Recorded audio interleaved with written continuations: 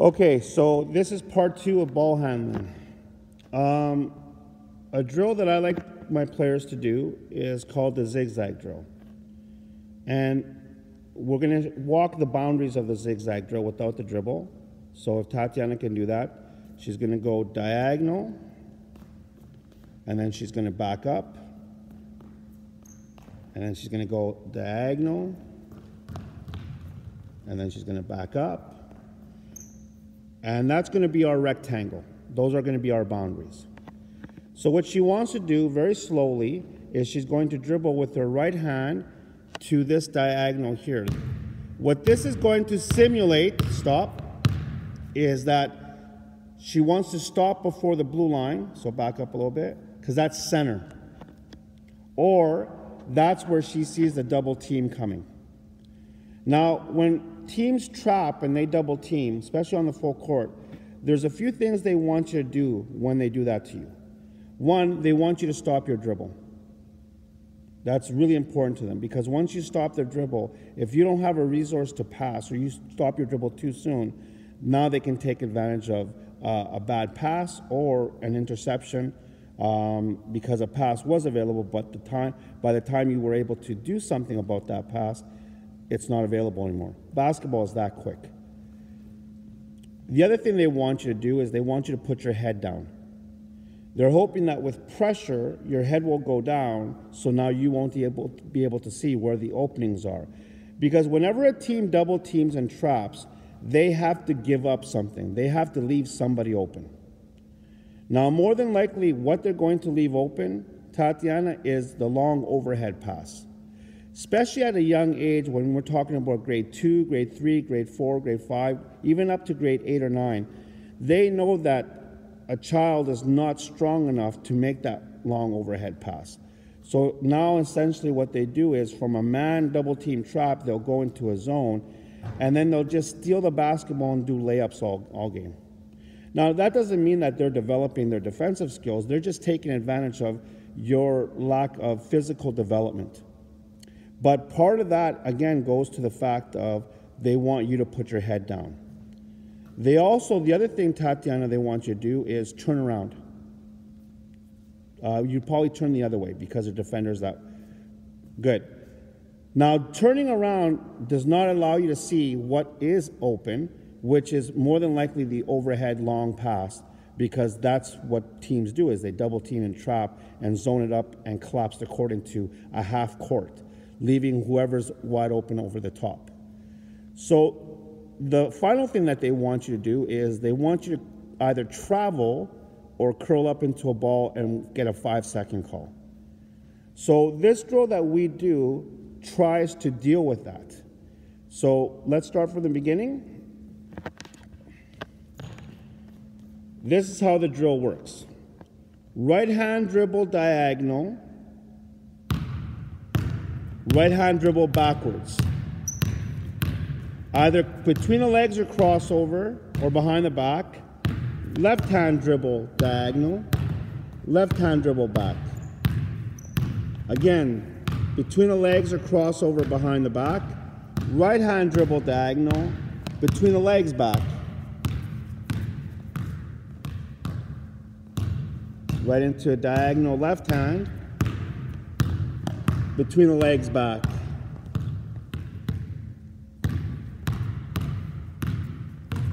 Right hand dribble diagonal. Behind the back.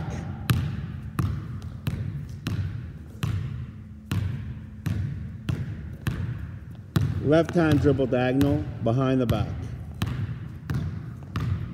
Excellent. All right, Enrique. You're going to go now, and you're going to be doing the same thing, a little quicker, but we're going to add something with you. With you, what we're going to add is you're going to call double team help whenever you stop and start dribbling back. This tells your team that, hey, I got maybe a half a second to a second and a half to be able to pass out of this because I see a double team or a trap coming. Either come to an open spot, come to the ball where I can pass out of it, but it's communication and telling your team what's happening. Ready? Do I say help? Help, double team, help. A lot of players will be self-conscious when it comes to this drill because they're not confident with their voice yet. But what I try to emphasize to everyone is that basketball at its highest level is nothing but communication. All you hear is loud talking, because some of these games that we get caught up with, we have fans, really devoted fans, that will be very vocal, and it is hard or almost impossible to hear over them. Also, you have coaches like myself that are very loud, and it's hard to hear over them. So trying to be confident to have a voice is something that a basketball skill that you hopefully will be able to learn. But it doesn't happen unless you push yourself to learn it. Ready? Go. Help, help, help, help, help, help, help. Double team, help, help, help, help, help. Help, help, help.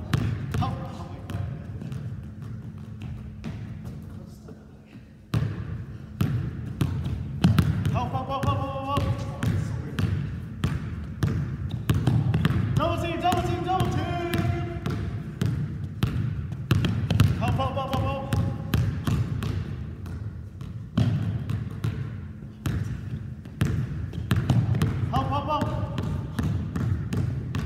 Stop. All right, so I want to talk about something that I saw there that I really love. And what I loved is he made a lot of mistakes. And why I like that is because, again, that's how the brain adapts and that's how the brain learns. But something else that's more important, well, not more important, but just as important, is that he's getting frustrated, a little embarrassed, all those negative things. And why I consider that so important is because that's what the other team is trying to do to you in a game. You are not perfect. You will make mistakes. Problem is that a lot of players, when they make their mistakes, freeze up. They give up. They start blaming teammates, coaches, referees. They'll blame the sun in their eyes, even if it's indoors. A lot of players, most players will do that. But the players that understand what the other team is trying to do, which again is frustrate you, is get you to doubt yourself, is get you to doubt your teammates. If they can learn to fight that through practice and get comfortable with those feelings so they do not give in and they work even harder, then the skill of dealing with frustration and disappointment in the heat of the game hopefully will be such where they can recover way sooner. And this way, by the end of the game, they are a confident, aggressive player that the other team has come to respect. There's no better feeling when you respect your game, you have confidence in your game, and your opponents respect you. So, we're going to do this drill. Now, an advanced part of this drill is to actually have a defender with you. But because of the times, we don't want to have these guys defending each other right now. Another part of this drill, and more advanced, is have this with a partner that's overhead, and while you're dribbling to one of the corners and backing up, they'll pop out from the middle of the basket full court to one of the corners, and you have to find them on their run to the corners. Again, most of the time, teams will try to trap you with your weak hand, so that's why we go both distances. And imagine a player doing this drill, everyone. Imagine a player doing this drill starting grade 4, 5, or 6, or 7.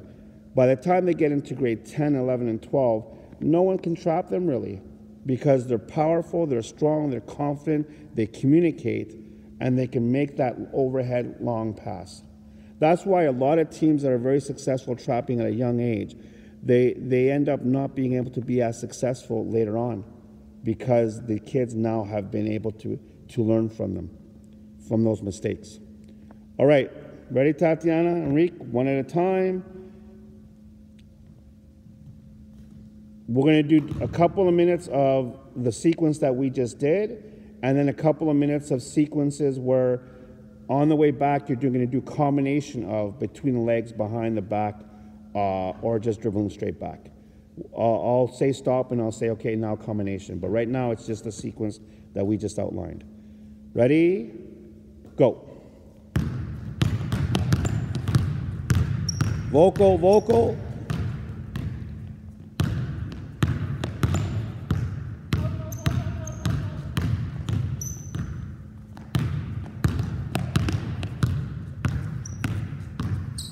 Nice, excellent. Don't worry about that. Fight through that frustration. Excellent.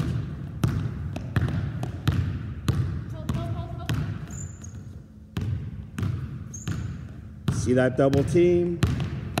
Try to get away from them. Excellent.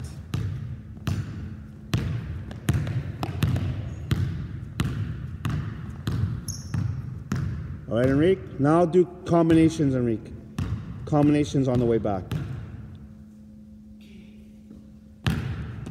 Vocal. Help, help, help, help, help.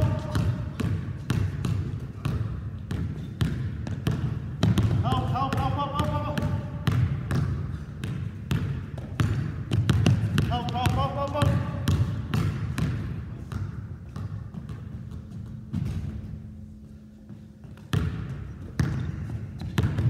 Help, help, help.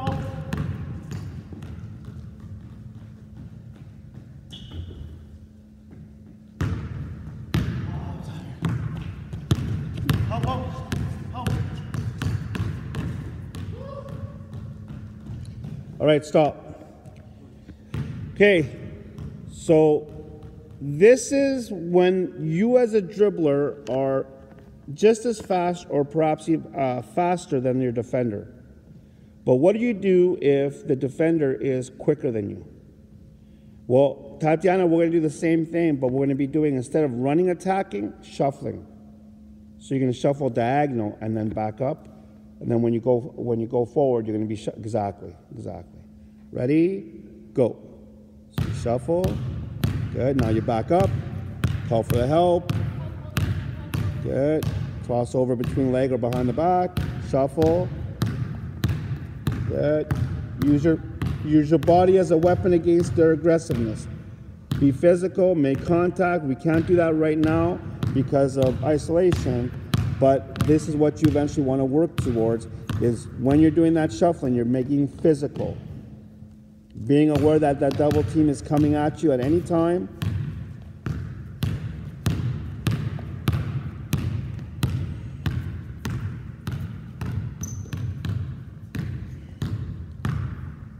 No, shuffle the other way. Remember, the defender's right in front of you.